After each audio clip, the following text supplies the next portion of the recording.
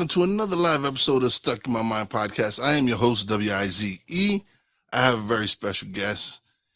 He's a U.S. Army veteran. He's an entrepreneur. He's a coach. He's got a lot of titles, man. I was reading his profile. He does so many things, man. I'm excited to have him on the show. Welcome to the show, Jason Skeesick. Yes, sir. It's good to be here, man. Thank you so much for having me. I'm excited to have this conversation with you today. I'm excited.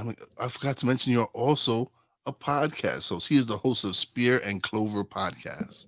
Yes, sir. That's correct. All right. So thank you. First of all, let me just thank you for your service. I think your freedom is worth it, brother. No problem. I appreciate it. And okay, so let's start with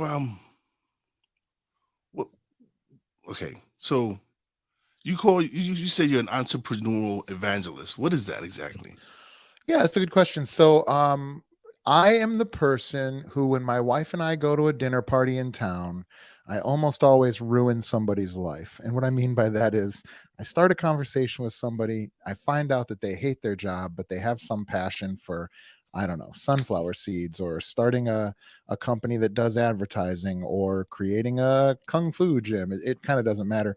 And so I evangelize the things that I believe in and care about.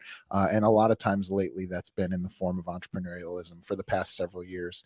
And so when I say I'm the entrepreneurial evangelist, what I mean is I evangelize being an entrepreneur. I think it's a beautiful thing. I think it's a great path to freedom. I don't think it's for everybody.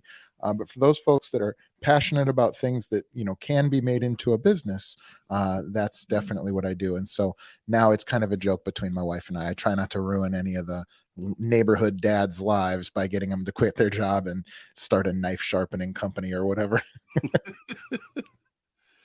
Oh, no, you'd be absolutely right with the fact that not everyone's meant to be an entrepreneur. Yeah. Some people are just content being in a 9-to-5, and that's okay. There's nothing wrong with that. 100%. Like you said, not everyone's built for this. You actually work harder when you become an entrepreneur than you would at a 9-to-5, because you're investing so much of yourself. Whereas when you work for someone else, you just go in there and you're giving them your time. And even if you do your job well, or if you don't do it well, you're still getting paid. Yeah, believe it or not, though, I think technology and our culture is starting to make it so a more and more percentage of people will be entrepreneurs. And I would even say that, the gig economy is full of entrepreneurs. These are people that decide when to go drive Uber. These are people that decide when to go do DoorDash or whatever it may be. They're taking their livelihood into their own hands, and they're making decisions about how they want to do what they do every day. And so whether that's you starting your own small business with the help of technology that makes that a lot easier than it's ever been in the past, or whether it's you deciding to be a contractor for one of these kind of gig economy type companies, there's just a lot of other viable alternatives now to taking a W-2 job where you have to show up every morning at 8:00, dressed a certain way with certain behaviors. So I think as those doors open up, you'll see more and more people starting to tap into more and more creative sides of their brain. Oh, I agree with you 100%. That's something. I'm a table games dealer that's my career. That's what I do for a living. And cool. I started podcasting 2020. I was furloughed from the job, and so I started podcasting. But I didn't know I had a voice. I didn't know I was passionate about what I was doing. I didn't have a clue anything about podcast. I didn't know anyone that was podcasting. So when I leaped into it, I just started doing all the research, started investing in myself. I started taking courses on how to improve my podcast, how to do all these different things. And it was so exciting to find something that I didn't know I could do. I didn't even know I was passionate about it. I didn't know anything. Didn't honestly. When I first started, I was 44. And I didn't know what I was passionate about. I didn't know what I wanted what was my purpose in life. And once I started podcasting, I found that again, I had a voice, and people were listening, and people were actually getting something from my episodes and getting something from the content that I was putting out.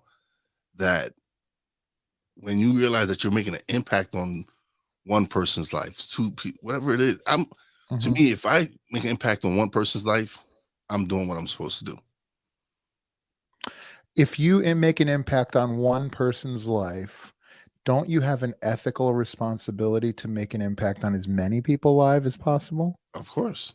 Yeah, I feel that way strongly. Like, even if I don't want to, I feel like if I'm able to make people's lives better, it's my responsibility as a man or as a human to do it as much as I can. Yeah. And that's why I just once I started receiving those messages, I was like, oh man, like I have to continue to do this. This is something that has to continue to be done. Yeah. And it's evolved. Because at first when I was interviewing people, I was interviewing um celebrities, coaches, and regular people and all. And then but now I've kind of niched it down to more to having coaches on, having entrepreneurs, having people Hmm. to that are in, I guess, in the lane that I'm in, because I've started my own production company. Mhm. I've launched my own business, so I've kind of evolved it to fit that. Mm. That's interesting. So tell us about your podcast. Yeah, similarly, I sold 2 businesses in 2 years, so I no longer had financial pressure, and which was huge. Because it allowed me to retire for a year. And so what I mean by that is I took a year, I call it a year of service, and I just paid attention. I did exactly what I wanted to do every single day. And so I paid attention to what that was before I decided to start something new. And so what I did was I spent time every single day hanging out with my wife and daughter, Lucy, who was 18 months, very young at the time. She was 12 months at the time. Actually under 12 months at the time. I did kickboxing and jujitsu almost every single day. And I was on phone calls like this one with other entrepreneurs, helping them work through problems, talking through my problems, really working and like in fellowship with other entrepreneurs. And every single time I've gotten off of one of those calls, I've had more energy than when I got on. And so as a part of that, I decided to launch a podcast that basically was an opportunity for me to do that as much as possible. It gave me a platform. It actually gave me an all access pass to be able to interview people who otherwise I maybe wouldn't have the chance to talk to and delve into. Um, I believe very strongly in this art form, in this medium of podcasting. I believe that it's like capital T truth, right? It's a long form, typically long form conversation where it's just 2 people. There's not a producer in your ear. There may be sponsors, but generally they don't really impact the conversation. Yeah. I grew up on talk radio. I grew Mhm. up on Loveline and Art Bell at night. I would go to sleep listening to it. I listen to podcasts when I sleep now. I listen to 20 plus hours of podcasts every single week. And it's because I love this art form. And so when I started a podcast, I wanted to make sure I honored that by having real, meaningful conversations about what people's lives are like, why they do the things that they do, how they've overcome, seemingly insurmountable challenges. And I've learned a ton from that. Excuse me. I don't know how big my podcast will ever be though, because I don't dive into the top 3 things that you can do to lose weight today, or the, what is your number Yeah, one piece of advice. Yeah. we don't the topics we provide Yeah. aren't the juicy topics, aren't the topics that everybody's gonna clickbait. To They're not us it is. clickbait. Yeah, but they are To, meaningful. no, There's no, substance. I'm Yeah.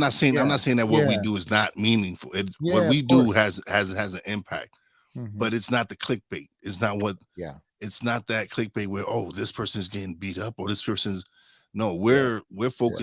focusing more on positive energy and producing positive content. Hmm. That sometimes that's just sometimes people just don't want to listen to that for some reason. Well, what I find is the more authentic I can make these conversations, the more valuable they are for the Mhm. listener, right? I'm sure you find the same. But I'm just not interested at this stage of my life. You mentioned being, I think you said 44. I'm 40. Uh, the clock is ticking, baby. We're writing our book. I don't want to be the second character in my own book, right? And so, to me, it's like it's time, baby. Let's go. And so part of that is like, I want to find out earnestly, what you've found in your life that has made you successful or a failure. And I want to find the lessons that you've learned, because I'm sick of learning my own lessons. As an entrepreneur, I have gotten very comfortable learning from failure and try to fail as quickly as I can and adapt and overcome those things. But I also have learned enough of those lessons that it's easier now for me to learn from your mistakes. So I try to have those conversations as much as I can with people that have failed on very big stages and succeeded on very big stages. Yeah, and that's what I've at first, like when I started doing the podcast, I was like, man, this is amazing. This is great because I'm learning so much from it. The Mhm. conversation, like just the conversations themselves, are something like you said. These are people I probably would have never linked up with had I Yeah. not started the podcast. Had I not started doing what I'm doing, I would have never got to meet Bob Doyle because I'm a big Secret fan. Oh yeah. I watched The Secret when it came out. I read the book, and when whoever was representing him reached out to me and said, "Hey, Bob Doyle would like to come on your show," that to me was like, "Oh man, this is amazing. That's awesome." Yeah, that's cool. It's a great feeling to have someone that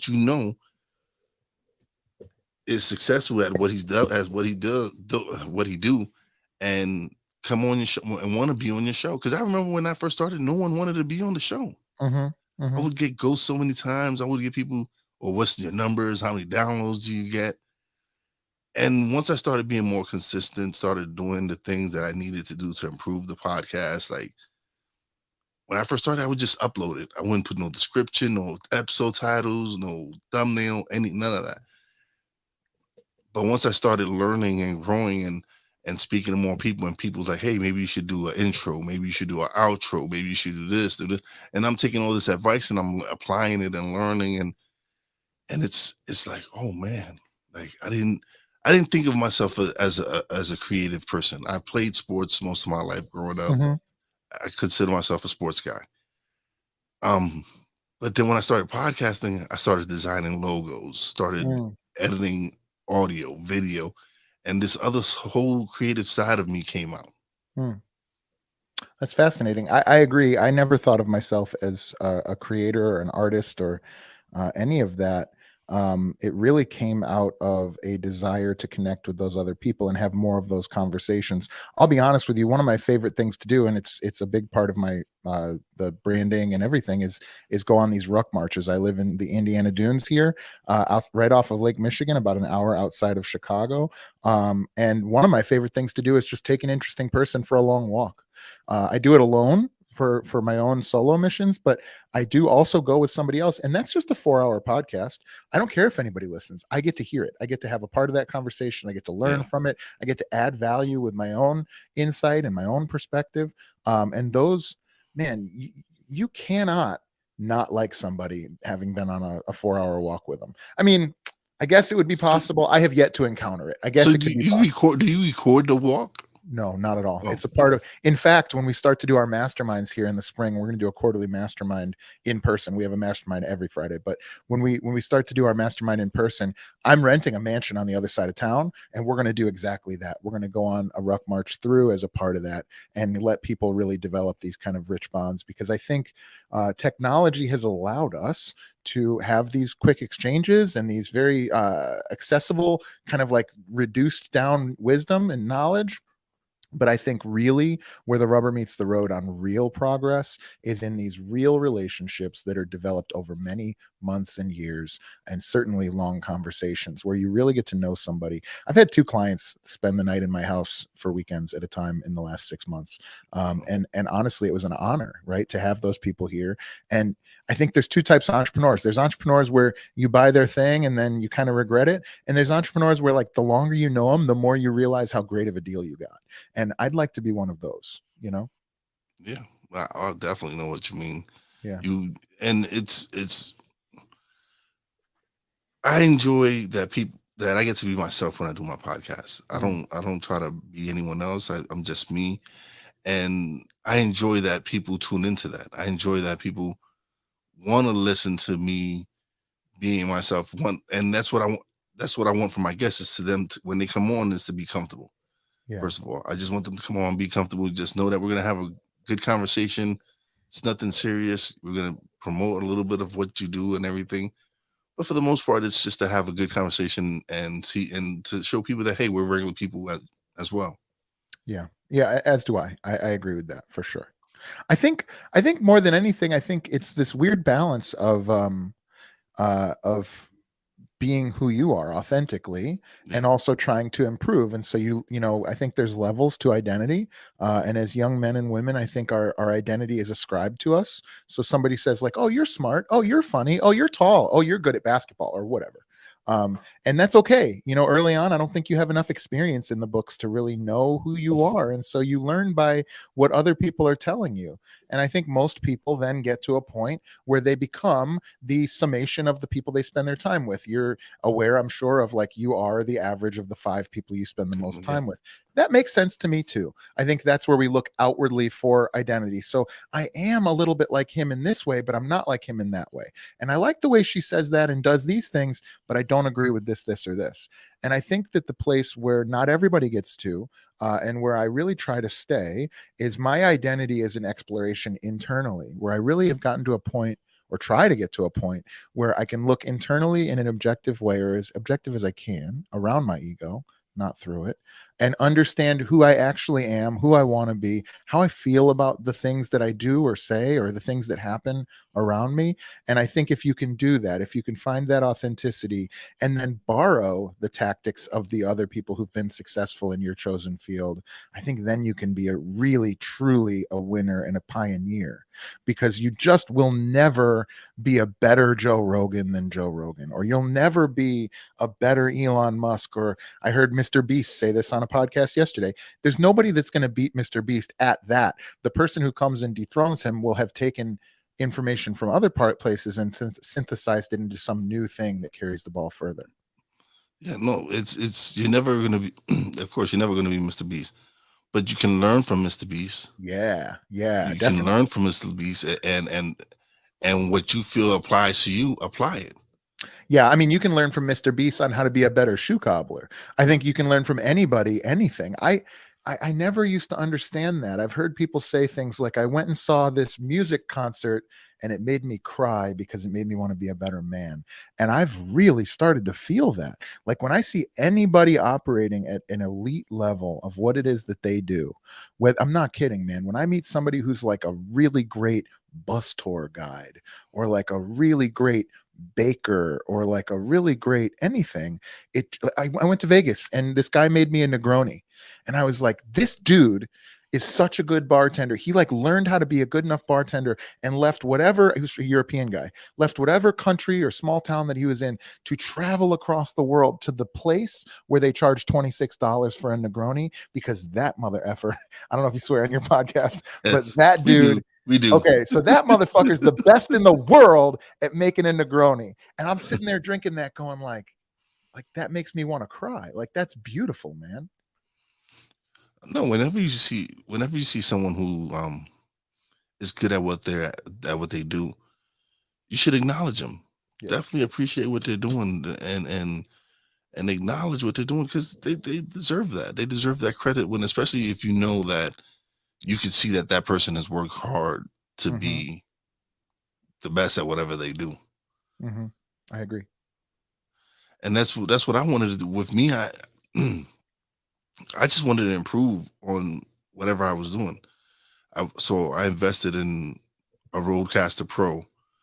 I invested in a ATM Mini. I invested in a quality mic camera, because I felt like if I'm going to really do this and be serious about this, people give me something very precious, which is their time.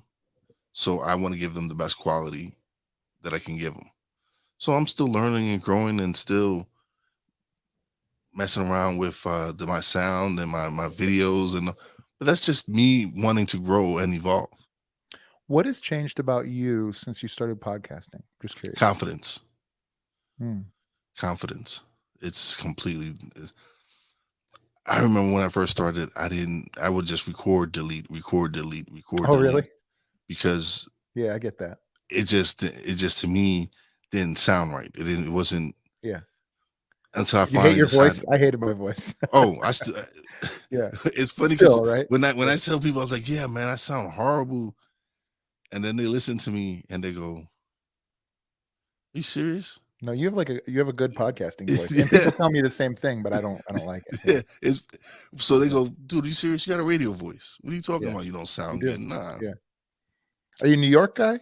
Yeah. Yeah, I can tell. But But I I live did I I live in until you just said it that way, I didn't think about it.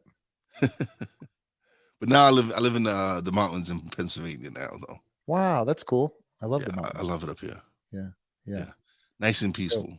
yeah, for I've been sure. a city boy my whole life, so it's like being Yeah, able to live in the mountains and enjoy the peace and quiet.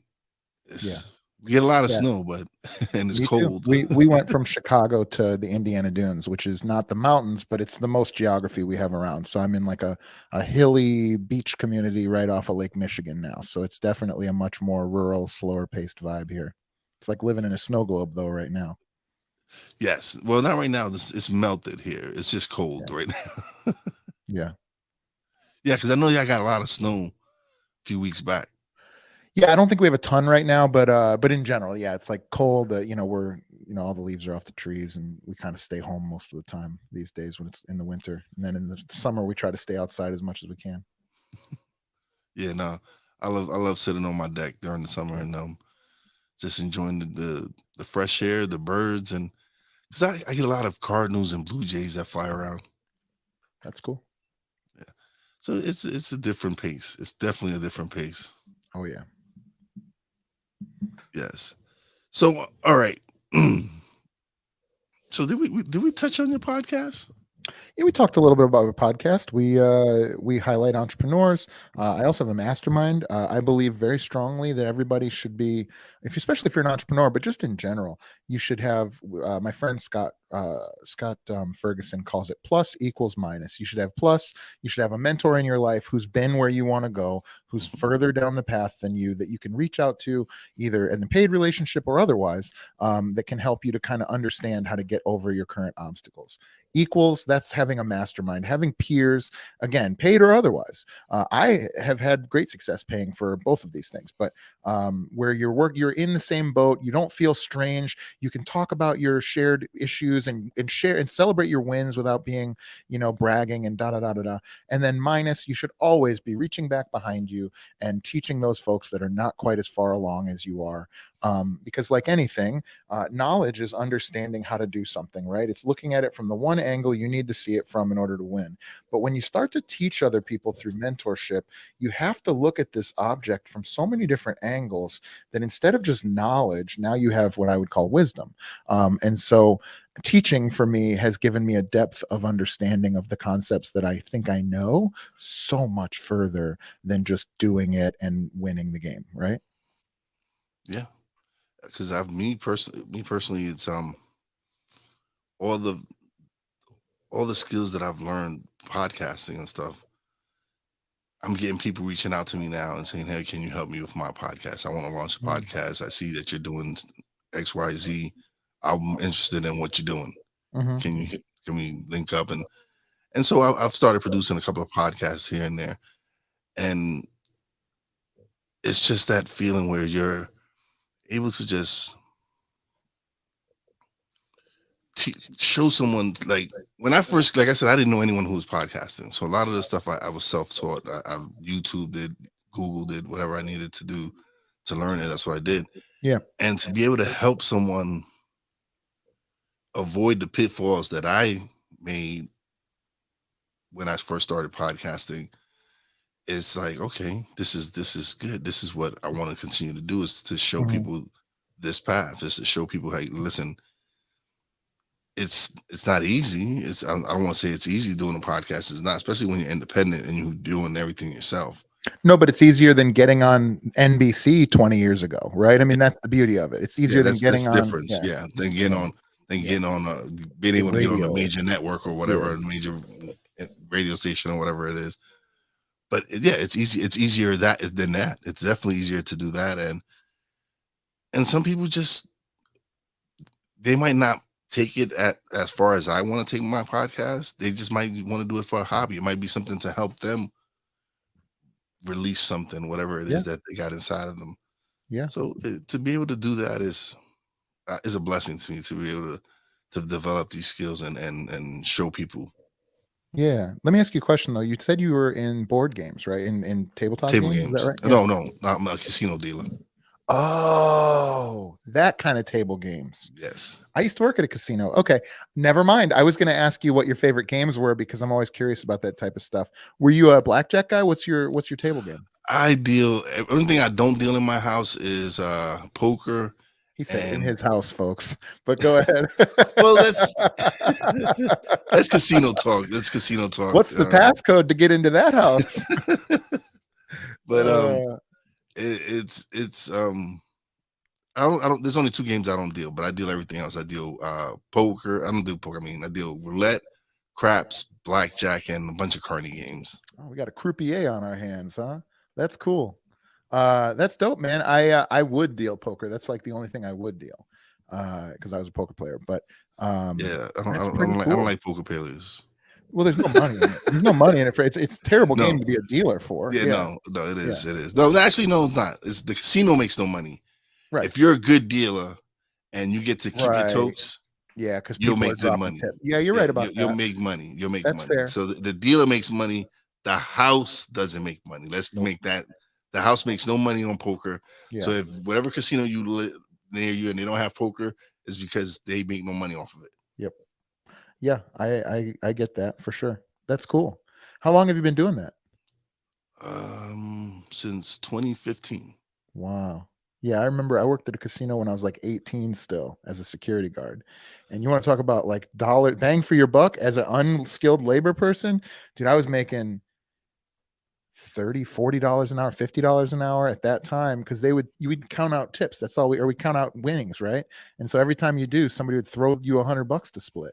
And we would do that all night long. So we were doing much better than I deserved at that time. I started at security. I actually went because when I moved up here, I just applied for the Cabana position, even though I had prior experience in security in New York and all that. Mm-hmm. And I applied for the pool cabana guy. Cool. And the guy saw my resume and he was like, yo, you have security experience, man. We're looking for security. It'll be full-time, you get benefits, all the. So I was like, all right. So I started in security. And that my first year there, I got to meet a lot of the pit bosses, a lot of the supervisors, and they're like, dude, the money's on this side of the table. It is. Yeah. The money's on this side of the table. Yeah. And they're like, yo, as soon as the class starts, you need to sign up and come over to this side. And so that's what I did. I served 1 year in security. I took the blackjack class and I switched over to the table games. Well, let me return the favor and thank you for your service. But it's getting to the point now, especially with where I'm trying to go and my mindset. It's kind of the energy is leading me away from there. Yeah, there's nothing that'll slow down an entrepreneur or even just anybody that's like trying to move up. There's nothing that'll slow you down more than tactical, where you're like focused on doing the thing that you're doing right now every day, all the time. And I can't think of anything more tactical than dealing cards in for blackjack. You have, or whatever game, you have to be so dialed on that thing right now. And it doesn't matter at all once it's done. Yeah. Yeah, I've never thought about that, but I think that's like the worst thing you could do to try, because it sucks. I mean, you really do. You're doing math the whole time, right? Like you have to be focused. You're watching for these signs. You got to make sure people ain't capping. Oh my God, there's so many different things you're doing and then it's just it's like there's sometimes you'll get great players. You'll get some great players that tip you, and because they think that dealers make all this money, but a lot of the casinos play their dealers minimum wage because they get tokes. Yeah. So what's the toke rate? The toke rate's usually like, it depends. Like right now it's our slow season, so it's really, really down. That's interesting. I just remember that toke rate was like $25 an hour or something like that back in the day where I was. Oh no, we have those moments still. We still be having those moments, but it's so slow right now. Like it'll pick up heading towards May, July, summer. Dope. And then of course it'll start dying down again after Labor Day. and we'll get busy we'll get busy for Thanksgiving. Like Thanksgiving is one of our busiest times, and then of course Christmas and New Year's. But right now is our slow season. That's cool, man. That's fun to talk about. I haven't thought about that stuff in a long time. Yeah, but no, it's gotten to eventually. If I continue on my path, I won't be there much longer. That's good. That's great. And it's not because I love the people and it's an easy job. It really is. You get paid to play games, so it's not like the job is demanding, but it is draining. Yeah, I agree. But Jason, this has been fun, man. I've enjoyed this conversation. I'm really glad to hear that, man. I have as well. I think we have plenty to talk about, you know? Oh yeah, definitely, man. We definitely do. Now it's time when you get to plug away, man. You get the solo screen and everybody gets to find out where they can find you and everything. Well, listen, man, I first of all, if you're still listening to this, it's because you like Wise and the stuff that he's putting together. And so please do me a favor and just go like, subscribe, and share this with a friend, because it's the only way that this guy's going to get out from the other side of that table. So that's the number one thing I would say. And the number two, if you still have energy, I would love to invite any entrepreneurs who are interested in that plus equals minus, in working with other entrepreneurs, in learning from mentors, and in helping others to grow. I'd love to invite you to check out www.spearandclover.com. That's spearandclover.com. And you can book a free test drive. You can come to the mastermind for a visit for free. We also have other resources and courses that are available for entrepreneurs to help them level up and grow their business and scale their impact on the world. So my platform of choice is Instagram. I'm at Jason Skeesick, and I'm also at Spear and Clover. You can find me on all of the other socials as well. Yeah, I am following you on Instagram. Cool. I think I am following. Yeah, great. I hope you enjoy it. Oh yeah, no, I do, and I subscribe to your YouTube channel as well. Cool, so, man. Yeah, no, you have to support, man. Anytime I have a guest that comes on and they have a podcast, I support it. I'll listen to it. You have to support each other. I agree. It's all about supporting and uplifting others. I totally agree. But I appreciate you coming on, man. This has been fun. It's funny because you mentioned earlier about when you have great conversation, you're energized. Because there was last year I recorded like 4 episodes back to back, and by the 4th one I still was wired. Yeah, and the guest was like, man, and because I guess knew I had already done 3 interviews prior, and they go, thank you, and I go, why? They're like, because you still have all this energy, and I know this is your 4th interview of the day. This is my 4th interview of 5 today. But but when you have these interviews, I'm wired. It's like by the time I'm done with this interview, I'll be wired because I'll have so much energy because of the transfer of energy. It's like, oh man, I love this, and that's something totally I have a great time. And that's something that's why I love having the conversations, because I'm not drained by it. I'm actually recharged from having these conversations. Yeah, you try to, if you can figure out a way to fill your days with stuff that gives you energy, you're ahead of 99% of people in the world. Yeah. But thank you. Don't leave just yet. Okay. I'm gonna just close out the show right quick, and then we'll chat a little bit behind the scenes. Sounds good, man. Thank you again for having me on. Oh no, his pleasure was all mine. This was all good. This is a great conversation. Thank you. All right, so now it is time for shout outs. Shout out to everybody in the chat. A Pizzle, thank you for coming through. Ben from the BS3 Network, what's up? How you doing, brother? Big shout out to my Real Wise fam, Poppy J, Brandy J, love you guys. Counting down the days to Podfest. We'll be down there next week. Big shout out to the boss lady, Fina. Love you and appreciate you, baby. Big shout out to my guest, Jason Skeesick, for coming through and having a great conversation, man. Love it. And as always, a big shout out to all the essential workers out there. God bless y'all. Be safe. You know your boy Wise does it. Peace out.